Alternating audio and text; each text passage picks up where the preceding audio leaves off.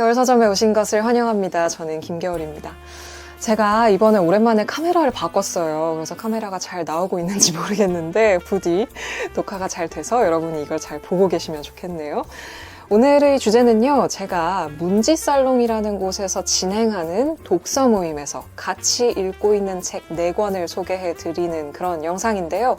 문지살롱은 이제 문학가지성사에서 운영하는 그 카페이면서 그 독서 모임 장소 대관도 해주는 걸로 알고 있고 독서 모임도 진행하기도 하는 그런 공간이에요. 그 문지살롱에서 2주에 한 번씩 작가와 함께 책을 읽는 프로그램들을 하고 있거든요.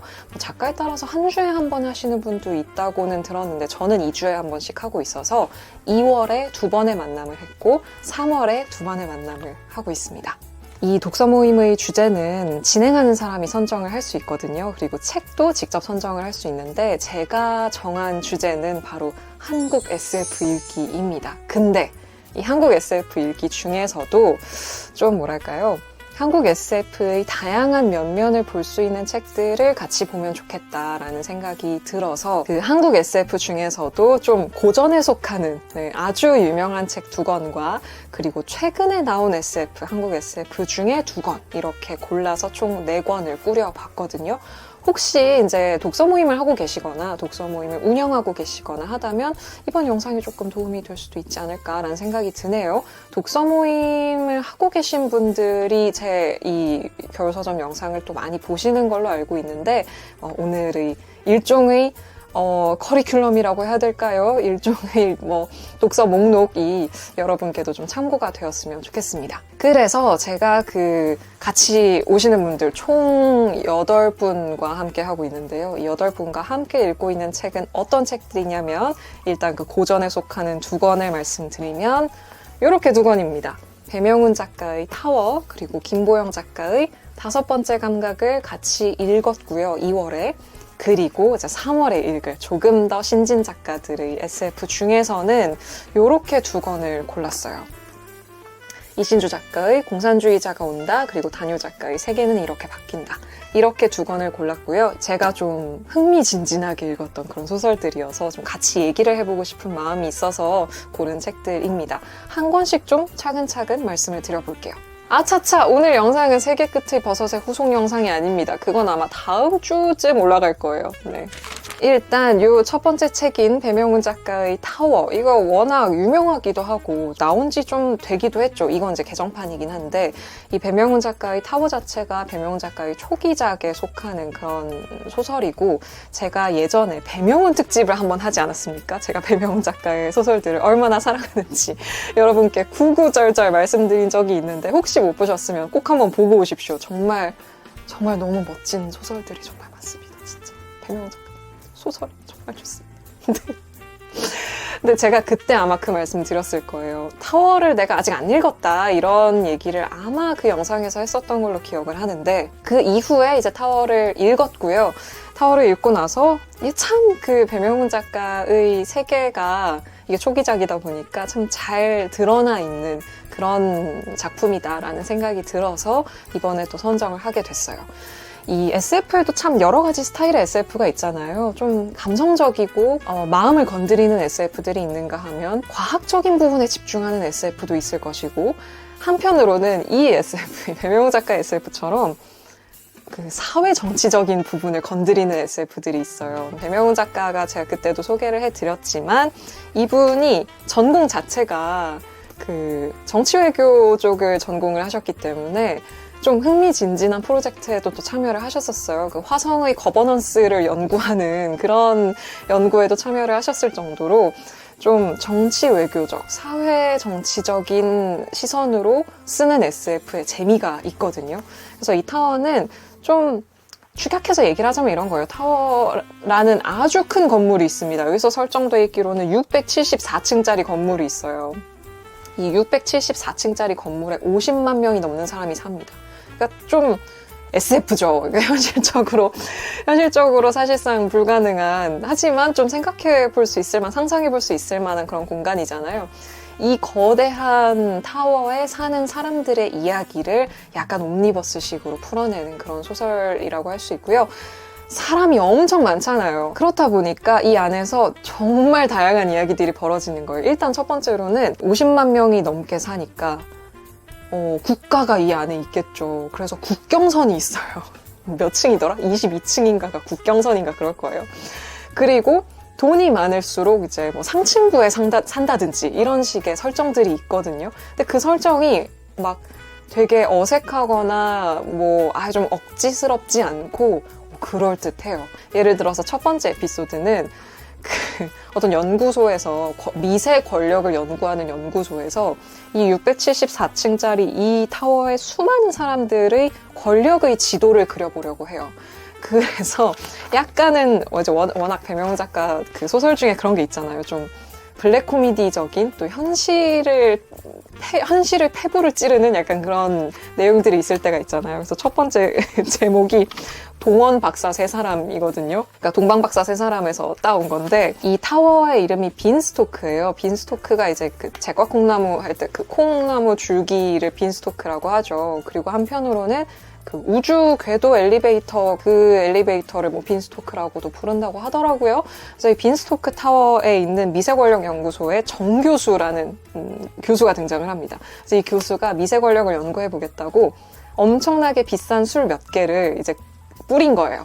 그래가지고 그 술에다가 이제 위치감지 장치를 부착해서 그게 어디로 향하는지, 어디로 모여드는지 이런 것에 권력의 3차원 지도를 그리려고 하는데 그걸 하는 과정에서 이 교수 밑에 있는 연구원들이나 대학원생들이 얼마나 갈려나가는지 그 교수가 술을 마시러 다니는 동안 이 연구원들은 개고생을 하고 있는 거예요. 그래서 뭐 그런 식의 좀 블랙 코미디적인 그 소설도 수록이 되어 있고 사람들이 되게 좋아하기도 하고 또 청소년 대상으로 하는 뭐 교재나 뭐 어떤 여러 가지 논술 뭐 예시나 이런 거에 나오는 소설이 타클라막한 배달사고라는 소설이거든요. 이 독서 모임에서도 이 소설을 되게 좀 이렇게 마음이 간다고 말씀하신 분들이 꽤 계셨어요. 이 타클라막한 배달사고는 뭐냐면 말하자면 사랑 이야기인데요.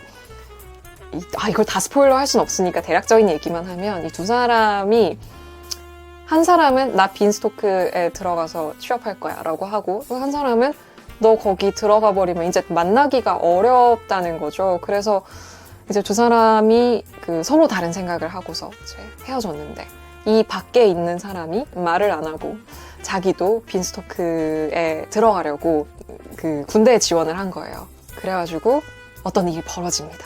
근데 그 일을 해결하는 과정이 막 마음이 따뜻해져.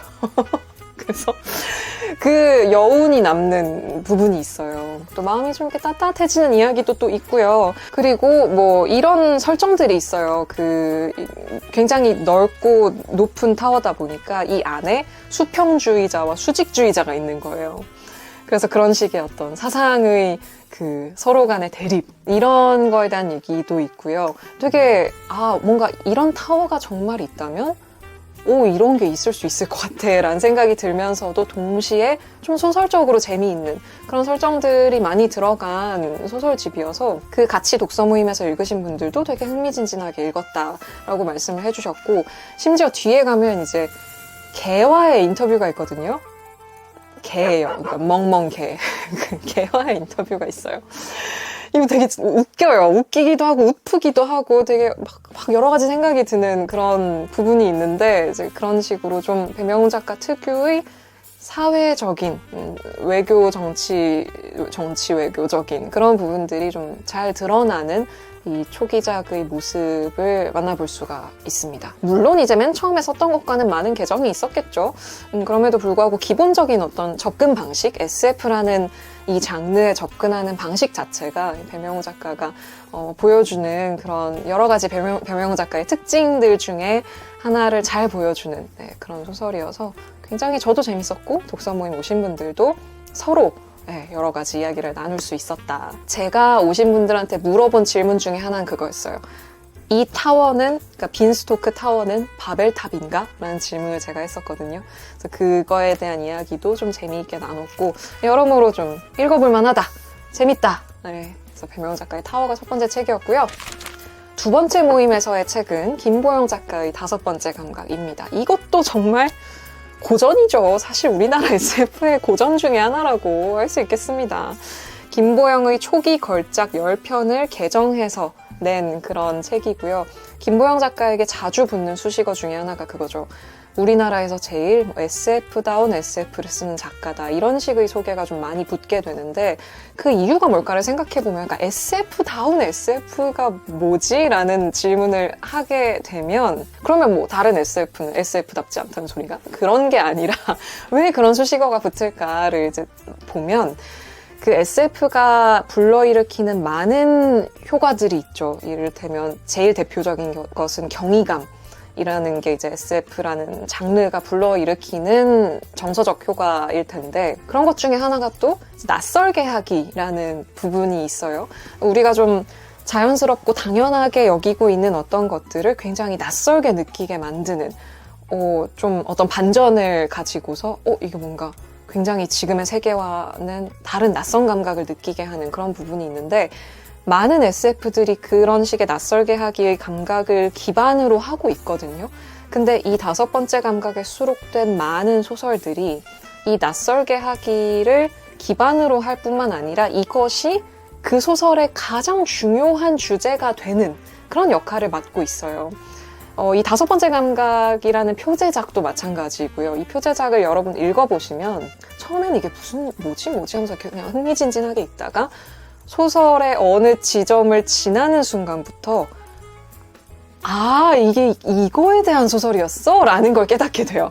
그리고 끝나면 다시 처음으로 돌아가서 그 소설을 다시 읽게 되는 그런 식의 구조를 가지고 있거든요. 근데 이 5번째 감각뿐만이 아니고 여기 수록되어 있는 지구의 하늘에는 별이 빛나고 있다라는 첫 소설도 그렇고요.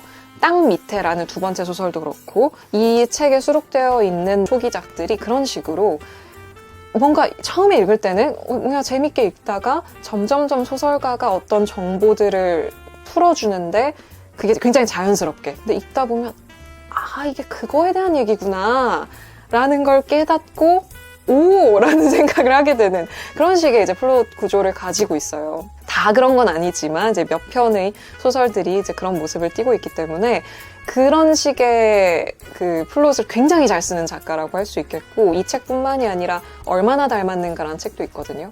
그 얼마나 닮았는가라는 책의 표제작 얼마나 닮았는가라는 단편 소설도 읽어보시면 약간의 소설 트릭이 있어요. 그래서 그냥 그렇구나 뭐지 하면서 이 소설의 갈등에 집중하면서 있다가 마지막에 딱 가면 이게 그 얘기였구나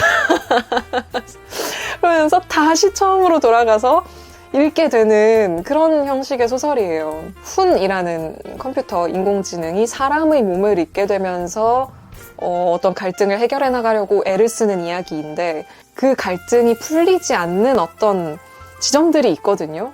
그거에 대한 해답을 마지막에 찾게 돼요. 낯설게 만드는 그 감각이 극대화되는 방식으로 플롯이 짜여져 있기 때문에 그렇게 불린다고 할 수 있겠습니다. 저는 사인도 받았어요. 물론 김보영 작가가 그런 소설만 쓰는 건 아니고요. 저희승의 선지자 같이 굉장히 느와르적이고 멀티 유니버스적인 굉장히 재밌는 또 소설을 쓰기도 하고 좀 다양한 소설을 쓰는데 우리나라의 SF가 이런 어떤 탁월한 작품들을 이렇게 기원으로 가지고 있다라는 생각이 드는 그런 작품들이 수록이 되어 있어서 굉장히 다들 또 독서 모임에서도 재미있게 읽으셨습니다. 그래서 이 소설은 그 소설의 한 편 한 편마다 이야기를 나눌 거리가 되게 많았어요. 그래서 만약에 독서 모임을 하신다면 이 소설마다 토론의 주제를 뽑아내기가 어렵지 않으실 거라고 생각을 합니다. 예를 들어서 거울에라는 작품의 경우에는 여기에 등장하는 어떤 아이가 있는데 이 아이는 근방에 있는 사람의 감정 상태를 완벽하게 공감하는 그런 특성을 가진 아이예요. 그래서 이름이 거울애라는 거거든요, 소설의 제목이. 그래서 이 아이에게 벌어지는 일을 다루고 있는 단편 소설인데 이거 가지고도 또 할 수 있는 이야기가 많을 거고요. 마지막 늑대 같은 경우에도 이게 여러분 만약에 괴담 출근 이런 거 좋아하시면 인외와의 사랑 좋아하시나요? 외계 종족과의 어떤 사랑하지만 서로 너무 다른 존재라는 데에서 오는 한계, 이런 것들을 또 맛깔나게 잘 그리고 있는 작품이거든요. 그래서 이런 거 가지고도 또 할 얘기가 있을 거고, 그래서 소설마다 좀 재미있는 이야기들을 해볼 수 있는 그런 작품집이라고 할 수 있겠습니다. 이것도 다 독서 모임에서 재미있게 읽으셨다. 이제 오늘 가서 이야기 나눌 이제 세 번째 책은 이신주 작가의 공산주의자가 온다라는 소설집입니다. 이 책 같은 경우에는 한번 예전에 언급을 한 적이 있어요. 제 채널에서.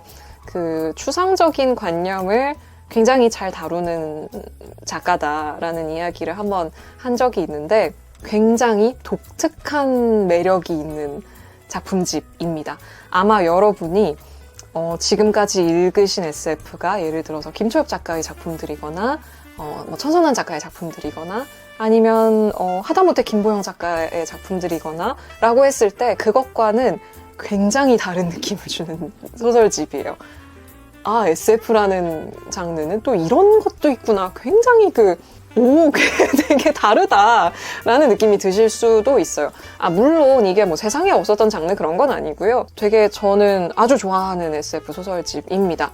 여기에 수록되어 있는 작품들은 뭐 불꽃의 이름, 빵이 있으라, 시계바늘을 비롯해서 총 하나, 둘, 셋, 넷, 다, 일곱, 여덟, 아홉, 열, 열하나, 12편의 소설이고요.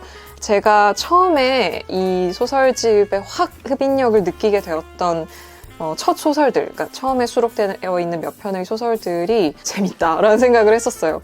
처음에 나오는 이 불꽃의 이름 같은 경우에는 배경이 심지어 도서관이거든요. 그냥 두 사람이 대화하는 소설이에요. 진짜 별거 없잖아요. 거기서 뭐 무슨 SF적인 외계인과 뭐 조 없습니다. 무슨 거기에 갑자기 도서관이 막 무한한 도서관 아닙니다. 도서관에서 타임슬립 없습니다. 그냥 도서관에서 두 사람이 대화하는 이야기거든요. 근데 재밌어. 이거 뭔지 궁금하죠? 별거 아닌 것 같은데, 그리고 짧아요. 근데 읽는 순간 약간 약간 이런 느낌? 우와 이런 것까진 아닌데 이렇게 시작한다. 약간 이 정도의 느낌이 있어요. 이게 스포일러를 못하니까. 그리고서 두 번째 소설을 딱 읽는 순간 저는 직감했습니다. 나는 이 작가의 소설을 좀 앞으로도 재미있게 챙겨보겠구나. 두 번째 소설이 빵이 있으라라는 소설인데 제목이 특이하죠. 빵이 있으라. 근데 이 소설이 좀 낯서실 수도 있는데요. 그러니까 이런 얘기예요. 이것도 두 사람이 대화하는 이야기거든요. 근데 계속 얘기를 하는 사람이 있어요. 양복을 입은 남자가 본인의 회사에서 개발했던 개발 제품들을 설명해주는 이야기예요. 근데 그 설명해주는 제품들이 하나같이 독특하고 특이한 제품들인 거죠. 예를 들어서 맨 처음에 나오는 제품이 식물질화 크림치즈. 식물질화 크림치즈라는 제품을 개발을 했다는 거예요. 이게 뭐냐면 그 식물질화 크림치즈를 딱 이제 열어서 그걸 퍼서 벽에다 갑자기 발라요. 그러고 있다가 이 크림치즈를 바른 숟가락 있잖아요. 그걸 입에 넣고 똑 부러뜨려서 그걸 와그작 씹어 먹습니다. 그리고는 이 크림치즈를 바른 벽도 이렇게 똑 떼서 우적우적 먹어요. 되게 맛있게 먹어요.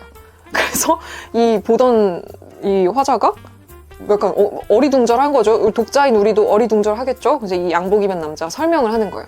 이걸 바르면 뭐든지 먹을 수 있는 음식이 된다. 라고 하면서 그 물질 본연의 맛이 난다는 거예요. 그래서 그 물질 본연의 맛이 뭔가 싶잖아요. 근데 이런 식으로 설명을 해요. 전파의 형태를 그대로 유지한 채 가청 영역으로 전이시키면 들리는 괴상한 울림. 만약에 콘크리트의 물성이 우리가 먹을 수 있는 스펙트럼으로 해석될 경우 갖게 될 맛? 이런 식으로 설명을 해요. 그러면서 이 남자가 내가 뭘 설명하고 있냐, 어차피 의미도 없는 거 라고 하면서 이 다음 물건으로 넘어가요. 왜냐하면 어차피 식물질화 크림치즈는 그러니까 실패한 개발 제품인 거예요. 근데 왜 실패했느냐, 이게 또 중요해요. 왜 실패했냐면 이 인간이 지니는 자기중심적 경향 때문에 실패했다는 거예요. 정확히 뭔 소리냐면 자기중심적 경향, 나아가 주관이라는 인식의 틀 그 자체, 인간이면 누구나 갖고 있고 그래서 누구나 무심코 식물질화 해버릴 수 있는 이라고 하면서 피험자 몇 명이 자기 몸에 이걸 발랐다가 자신의 주관성 자체를 식물질화 해버렸다는 거예요. 그래서 날 것 그대로의 자신, 제 모든 방어기제와 이성의 크고 작은 걸쇠를 남김없이 무장해제하는 궁극의 취저였지. 그래서 물어봐요. 그래서 먹었다는 거예요? 자기 자신을?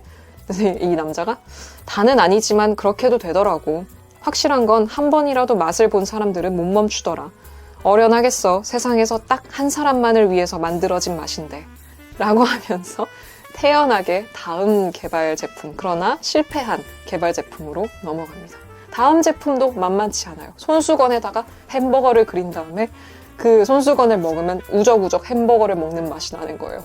이것도 그럴듯하게 설명을 합니다. 그리고 왜 실패했는지도 설명을 해줘요. 발상 자체는 낯설지 않을 수 있거든요. 뭐 그럴 수 있죠. 그런 크림치즈가 있을 수 있죠. 그리고 뭐 그런 팬이 있을 수도 있죠. 근데 이걸 풀어나가는 방식 자체가 지금 들으신 것처럼 관념적인 것을 재미있게 다루고 있잖아요. 사람의 주관이, 나의 주관이 맛이 된다면 얼마나 그게 나의 취저겠어요. 그래서 자신의 몸을 먹은 사람이 있었다. 그리고 이 팬이 실패한 이유도 이것도 굉장히 흥미로운 이유로 실패하거든요. 그것도 되게 추상적인 관념에 관련된 건데 그럴듯하게 재미가 있어요. 그래서 이 두 번째 소설까지 딱 읽은 순간 이야 재밌네 라는 생각을 저는 했었습니다. 그래서 취향이 좀 호불호가 있을 수도 있을 것 같다는 생각은 해요. 근데 모든 소설이 이런 식은 아니고 좀 뒤에 가면 약간의 어떤 러브스토리 같은 것도 있고, 그리고 그 공산주의자가 온다라는 이 표제작 같은 경우에도 이거는 약간 옛날 미국 드라마 보는 느낌이 있어요. 그래서 좀 방금 소개해드린 것과는 또 다른 느낌이 있거든요. 다양한 매력을 가진 소설집인데 저는 굉장히 재미있게 읽었다. 그래서 이거를 같이 독서 모임 하는 분들께도 좀 소개를 해드리고 싶었어요. 그래서 오늘 조금 있다가 이제 만나러 가거든요. 너무 궁금해요. 다들 어떻게 읽으셨을지가 너무 궁금하고, 여러 가지 또 토론거리를 제가 들고 갑니다. 마지막 책은 이제 다다음 주에 같이 읽을 다뇨 작가의 세계는 이렇게 바뀐다 라는 소설입니다. 이것도 굉장히 흥미진진한 소설인데, 소설의 형식 자체는 소설은 아니에요. 그러니까 보고서의 형식을 띠고 있어요. 보고서의 형식을. 말 그대로 세계가 바뀐 모습에 대한 보고서예요. 세계는 이렇게 바뀐다에 대한 보고서예요. 근데 여기 부제가 있잖아요. 수레바퀴 이후라는 부제가 있는데 머리 위에 지금 수레바퀴가 떠 있죠. 어느 날 갑자기 사람들의 머리 위에 이 바퀴, 수레바퀴가 떠 있는 거예요. 근데 이 수레바퀴는 무엇을 보여주는 거냐면 그 사람의 덕과 부덕, 그러니까 덕과 악덕의 비율을 보여줘요. 인간의 정수리에서 50cm가량 떠올라 있으며 정의를 상징하는 청색과 부덕을 상징하는 적색 영역으로 이분된다. 그래서 두 영역의 비율은 삶의 행적에 따라 실시간으로 변화하는데, 강도와 같은 중범죄는 초범의 경우 평균적으로 5에서 15% 사이의 변동을 보이고 살인은 그보다 더 크다. 그런 식으로 누구나 머리 위에 이 사람이 어느 정도 정의롭고 어느 정도 부덕한지의 비율이 뜨는 거예요. 이런 세계가 갑자기 됐다고 했을 때 세계에 어떤 일이 벌어질 것인가.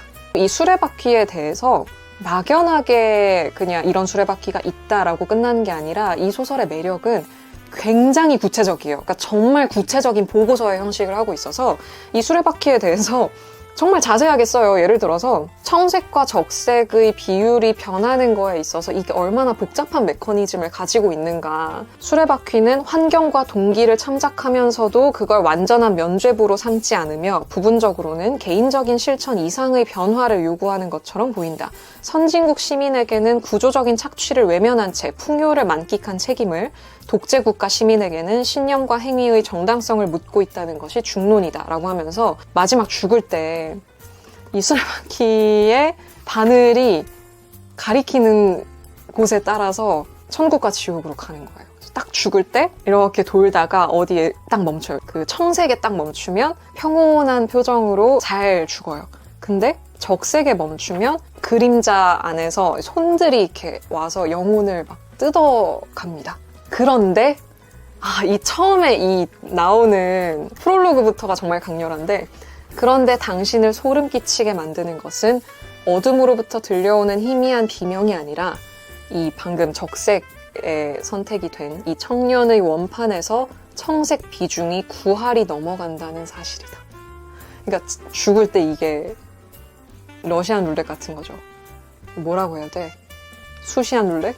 공식 통계에 따르면 개개인이 지옥행을 피할 확률은 어느 나라에서든 평균적으로 65% 전후이고 주변 사람과 원만한 관계를 유지하고 정기적으로 기부하는 사람조차 70%를 넘기 어렵다. 구체적인 보고서를 만들고 있고요. 아이돌 위에 수레바퀴가 다 떠있다고 생각해보세요. 너무 생각만 해도 끔찍하지 않나요? 그 인터넷 커뮤니티에 어떤 말들이 올라올까를 생각해보면 댓글에 예시도 있거든요. 예시가 너무 현실적이야. 댓글에 예시가 막 이런 식이에요. A양과 C군이 있는데 둘 다 아이돌이에요. 근데 이제 C군은 원래는 이제 정황상 보니까 인성 영역을 많이 이제 했던 거예요, 팬들이. 근데 보니까 청색 영역보다 적색 영역이 더 컸던 거예요. 당시 올라왔던 트윗을 이런 식으로 쓰고 있어요. C 쎄하긴 했음. 이때 P 노려보는 거에서 본성 보임, 영상 첨부. C가 지금까지 우릴 어떻게 봤을까가 너무 신경 쓰이고 짜증나. 지가 인성돌로 영업되는 거 즐겼을 거 생각하면 역겨워. 세상 환멸이다. 씨. 이거 다음 거 너무 약간 PTSD 오실 수도 있는데 그냥 C 팬들 인지 부조화 걸려서 정병 그만 읽을게요. 우리가 인터넷에서 볼 수 있는 최악의 댓글과 트윗의 예시 같은 게 있겠죠. 이런 걸 이제 보여주기도 하고, 그리고 그런 것도 있어요. 변호사라는 직종의 경우에는 이게 어떤 영향이 있을 것인가. 변호사의 머리 위에 떠있는 수레바퀴를 의뢰인들이 이제 신경 쓰기 시작하는 거예요. 그런 서비스도 나오는 거예요. 당신의 청색 영역을 어떻게 하면 늘릴 수 있는지 빅데이터를 통해 컨설팅 해드립니다. 그런 회사가 나오고요. 이 수레바퀴가 어떻게 되든 신경 안 쓴다라고 하는 사람도 있을 거예요. 그런 사람도 나와요. 그러니까 정말 다양한 분야에서 다양한 반응들이 있겠죠. 그래서 말 그대로 진짜 세계는 이렇게 바뀐다. 수레바퀴 이후 세계가 어떻게 바뀌는지를 너무너무 자세히 보고서 형식으로 쓰고 있고, 이제 뒤에 가면 어떤 그 소설적인 내용이 있습니다. 이 내용은 제가 스포일러를 하진 않을게요. 정말 많은 생각을 하면서 읽게 되고, 이것만으로도 독서 모임에서 너무 많은 얘기를 할 수 있을 것 같죠. 조금 더 뭐랄까 사변소설이라고 하면 잘 어울리겠죠. 사실 아까 이 소설도 그렇고 약간 어떤 사변소설적 느낌을 가지고 있잖아요. 근데 이 소설도 마찬가지로 그렇고 읽어보시면 재밌을 거라고 생각을 하고요. 독서 모임 하시는 분들 굉장히 여러 가지 이야기를 나눌 수 있을 그런 책이라고 할 수 있습니다. 자, 이렇게 해서 제가 독서 모임에서 선정한 4권의 한국 SF를 같이 이야기를 나눠봤고요. 사실 이것 말고도 좋은 한국 SF가 얼마나 많겠습니까? 정말 재밌는 한국 SF 너무너무 많거든요. 여러분 한국 SF 또 재미있게 많이 읽어봐 주셨으면 좋겠고요. 저도 재미있는 작품들 발견하면 또 여러분께 말씀을 드리고 그렇게 하도록 하겠습니다. 자, 그럼 오늘의 영상은 여기서 마무리하도록 하고요. 우리는 다음 영상에서 또 만나기로 하죠. 오늘도 와주셔서 감사합니다. 또 오세요. 안녕.